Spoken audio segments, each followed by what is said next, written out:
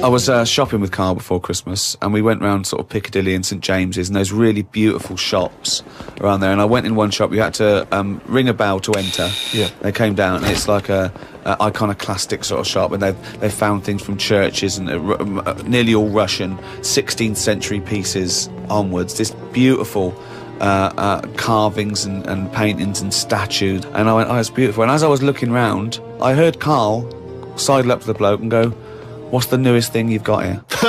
Yeah, sure, that's his first thought. I mean, that is the wrong question to ask of a man who's clearly in antiques. Yeah. Proud of the fact he's got 16th century iconoclastic Russian stuff, to ask, "What's the newest thing you've got here?" I mean, what sort of question is that? Oh, I don't know, probably the doorbell. I don't know, what does he want to say? Oh, my shirt. What were you thinking? hoping for?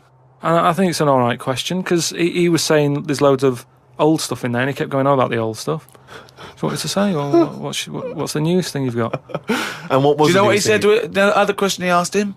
He said, "How often do you get new stuff in?" And I said to him, "Why did you ask that?" He said, "Well, I was thinking, if you got antiques and you sell it all, what's left?" Like someone's going to sell all the antiques in the world because they're not making any new stuff. What does that mean? They're not making any new stuff. But I know for a fact no one's ever going to go in there and buy the lot anyway. I mean, I've never seen anything like it. I'm not at any point in my life, and I don't think it'll ever happen, will I go, "I need some old Russian wood." Because it was brilliant. No, it was, Steve. No. It was beautiful. It's amazing stuff. There's stuff. There's these things from the 16th century of sort of like saints and monks, and they're carved. But there's loads of it. It's just all piled up. No one's interested. If I was him, I'd go, "Do you know what? I'm into this, but no one else is. Close shop." Because seriously, it's just piled up, piles on piles of like old bits of wood with pictures on it and that. But just think of a man 400 years ago that carved this. No, but nobody wants it, do they? I've never heard anyone say, "Oh, look, it's my birthday coming up. I'll tell you what I'd love. What? A bit of old Russian wood." It doesn't happen. That's what I'm saying. I've never heard anyone saying it. I've never overheard someone saying, "You don't know where the Russian shop is, do you?" And this is in London, where the rates are high. There was this thing, right, Steve?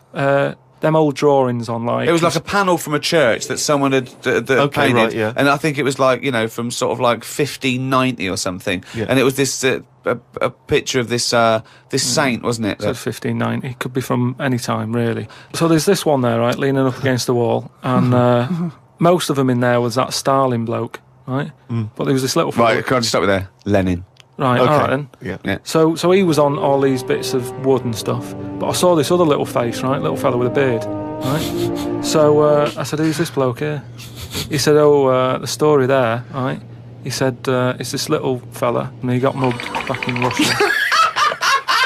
This is right, isn't it? This is what he was saying. He said he got mugged. It's just that term. I love that term in a 16th century Russian wood. Oh no, I'm being mugged. So he got mugged. He got happy slapped. And he said, "I've had enough of this." Right? Yeah. And he went to live in the woods. Right, made like a little shed, stayed there. People went to visit him, and like, if you got a problem, you knock on his door and you go, "Oh, I'm sick of it." And he'll sort of say, "Yeah, I know what you mean. I've moved out of the city and what have you." And he'd make them feel better. And then they go again.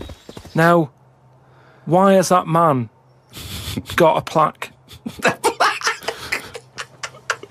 If he was around now, there's no way he'd have a bit of wood with his face on it, is what I'm saying. If someone had got fed up with living in London or New York or whatever, and they go, "I'm going to go and live in the woods," people wouldn't visit him, and he wouldn't get a piece of wood with his face on, is what I'm saying. But this man is selling it for I think it was about 750 quid for this bloke's head. But the chances are that this is either a well-known Russian folktale, or it may even be a piece of classic Russian literature. He's a saint. He was a saint. He was canonised. Everybody was a saint years ago. That seems to be like thrown about, doesn't it? Who's a saint now? Naming one now. Yet this fella lived in the woods in a hut. Oh yeah, that's Saint John or whatever. He's not a saint. He's done nothing. If anything, he's sort of said, "I can't be bothered with living in a city with everyone else. Everyone else has got to put up with it, but I can't put up with it. I'm going to live in the woods." Well, if you can't put up with it, you're not good enough, are you? You've got no stamina. And yet he gets a plaque, is what I'm saying. It's annoying. Who would you like to see get a plaque in the modern world? Who deserves a plaque, in your opinion? Probably like nurses and that, who do a lot of bad things that I think I couldn't do that. Carrying lungs about and all that. No, but I couldn't do. Do you know what I mean? That's one job that my mum wanted me to be a doctor. Whoa! What was she thinking? Oh, what's her This expectations particular like apple now? didn't fall far from the tree. Oh, when did she start giving up that dream? At what age did she start going, Karl, you don't need to study your books anymore. Go and play with the worms in the garden. When did she sort of like let you off that dream? Is it the day that she caught you with a spoon up your nose?